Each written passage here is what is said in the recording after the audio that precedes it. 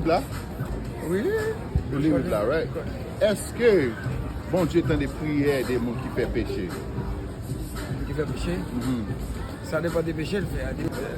Bible question, can somebody give me John 9:31? Regardez très bien, la bon Dieu dit ça. John chapter 9, verse 31. Bring it out. Now we know that God heareth not sinners. But if any man be a worshipper of God and doeth his will, him he heareth. Tout ça bien, on t'a fait qui mal, il y a où il y a No, it can't be